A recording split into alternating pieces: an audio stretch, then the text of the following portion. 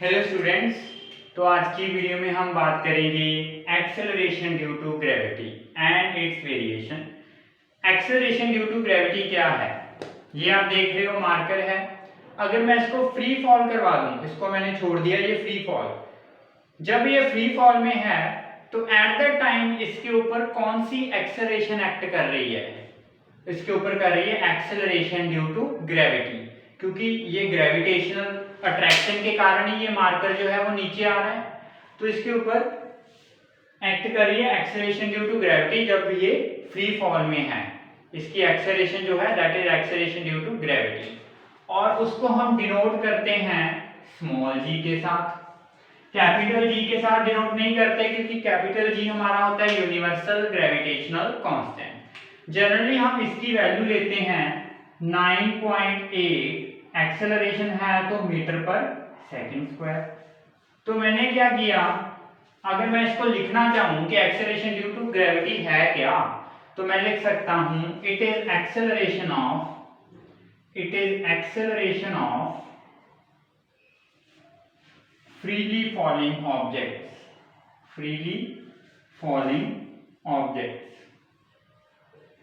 अगर मान लो ये अर्थ है, इसका रेडियस है r, यहाँ पे बिल्कुल सरफेस के पास m मास के ऑब्जेक्ट है। अर्थ का मास मैंने कैपिटल M ले लिया, रेडियस r ले लिया। अर्थ के रेडियस की वैल्यू याद रख लो 6400 किलोमीटर। अगर मैं मीटर में कन्वर्ट कर लूं तो 6.4 इंटू 10⁻⁶ मीटर। 1000 के साथ मल्टीप्लाई 10⁵, बट मैंने यहाँ पे 6 लगा दिया और यहाँ पे पॉइंट लगा दिया। ओके, तो यहाँ पे क्या है, अर्थ और इस मास के बीच ग्रेविटेशनल अट्रैक्शन होएगी। तो ग्रेविटेशनल अट्रैक्शन फोर्स लगेगी Fg, मैं उसको लिख देता हूं। उसकी वैल्यू होएगी g into capital M into small m by R square. Distance between earth का मास हम सेंटर पे लेंगे, सेंटर पे कंसंट्रेटेड है। Distance between just above the surface, means surface के पास ही हम कंसीडर कर रहे हैं, और इसकी फोर्स लग रही है mg। तो हम इस ग्रेविटेशनल अट्रैक्शन को इक्वल टू mg रख लेंगे, क्योंकि कोई ऑब्जेक्ट अगर फ्री फॉल में है इस तरह, तो इसका वेट नीचे की तरफ एक्ट कर रहा है। ओके, तो यहां से क्या हो रहा है कि m जो है, स्मॉल m सॉरी जो है, वो कैंसिल हो रहा है। तो g की वैल्यू जो बन रही है that is gm by capital R square. तो आप देख रहे हो कि acceleration due to gravity depend ही नहीं कर रही किसी ऑब्जेक्ट के मास के ऊपर, ये तो अर्थ के मास के ऊपर डिपेंड कर रही है। या अगर कोई और प्लैनेट वगैरह की बात कर ले तो उसके मास के ऊपर डिपेंड करेगी। अभी अर्थ के ऊपर बात कर रहे हैं तो अर्थ के मास के ऊपर डिपेंड कर रही है। तो अगर क्वेश्चन पूछा जाए कि 100 किलोग्राम की ऑब्जेक्ट है, एक 5 किलोग्राम की ऑब्जेक्ट है, जब वो फ्री फॉल में होएगी तो एक्सेलरेशन ड्यू टू ग्रेविटी जो है, जो g है, वो किस ऑब्जेक्ट पे ज्यादा एक्ट करेगी? दोनों पे सेम एक्ट करेगी। क्यों करेगी? क्योंकि वो ऑब्जेक्ट के मास के ऊपर तो डिपेंड ही नहीं कर रही। चाहे बहुत हैवी चीज आए, चाहे ये मार्कर आए, फ्री फॉल में g की वैल्यू दोनों के ऊपर 9.8 मीटर पर सेकंड स्क्वायर ही रहेगी। जनरली हम कांस्टेंट वैल्यू मान के चलते हैं, इसको अप्रॉक्स कई बार अप्रॉक्स 10 भी लिख लेते हैं, बट अगर क्वेश्चन में 9.8 बोल दिया जाए तो आंसर आपका 9.8 के अकॉर्डिंग ही आपने सॉल्व करना है। और एक बात और, g जो है वो वेरी करती है विद हाइट। मैंने यहाँ पे लिखा हुआ है acceleration due to gravity and its variation. जो g की वैल्यू है वो वेरी करती है हाइट के साथ, डेप्थ के साथ और रोटेशन ऑफ अर्थ के साथ। मींस अर्थ का पोल है, इक्वेटर है, माउंटेन के ऊपर चढ़ जाओगे, नीचे जाओ, अर्थ को खुदाई करके नीचे चले जाओ तो वेरिएशन आएगी। वो वेरिएशन कैसे आएगी उसके ऊपर अलग से वीडियो बनाऊंगा, बट आज हम जस्ट इसकी डिस्कशन करेंगे कि होता क्या है। और इससे रिलेटेड एक दो टर्म्स और हैं, अगर आपने नोट नहीं किया तो कर लो, मैं रेज कर रहा हूं इसको। ओके, इससे रिलेटेड टर्म्स क्या हैं? मैंने अभी g का फॉर्मूला तो कैलकुलेट कर लिया। g का फॉर्मूला मैंने लिख लिया g m/r²। m किसका मास है? अर्थ का। मैंने ये लिख लिया g capital M mass of earth by r²।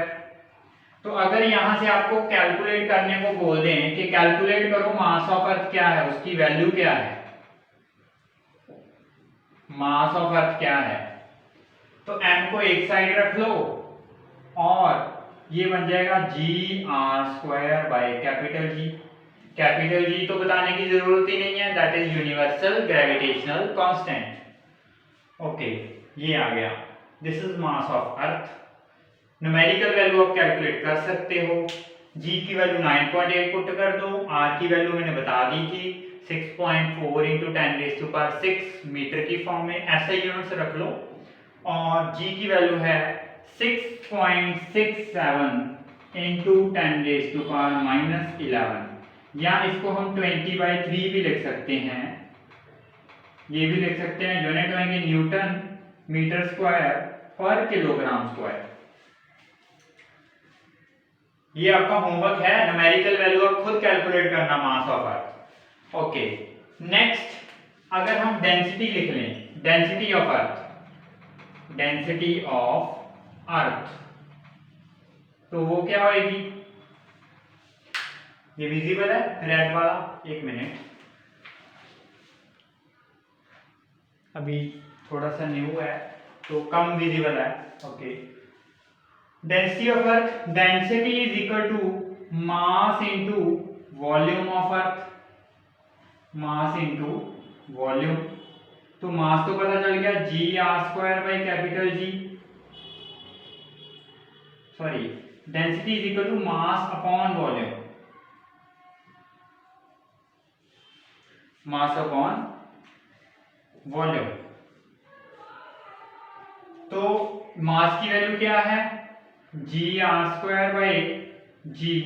Volume क्या आएगा अर्थ का? 4/3 πr³, 4/3 πr³। तो r² कैंसिल हो गया यहाँ पे, ये बन गया डेंसिटी बन गई 3g बाय कैपिटल G 4 × पाई × r। तो ये बन गई डेंसिटी। ओके, तो डेंसिटी की वैल्यू भी, अभी ये वैल्यूज भी आपको पता है, आप डेंसिटी ऑफ अर्थ भी कैलकुलेट कर सकते हो, आप डेंसिटी ऑफ अर्थ भी कैलकुलेट कर सकते हो। ओके, तो वॉल्यूम तो कांस्टेंट है 4/3 πr³, वो तो हो ही जाएगा। ओके, तो ये इसका जो वेरिएशन वाला पार्ट है, जैसे वेरिएशन में हम क्या करेंगे वो बता देता हूं, नोट कर लो इसको। वेरिएशन में हम क्या करेंगे, हम देखेंगे variation with height, variation with height, variation with depth, variation with depth and variation due to rotation of earth, variation due to rotation of earth। तो ये हम अलग से इनकी वीडियो बनाएंगे। आज की वीडियो में इतना ही। Thank you.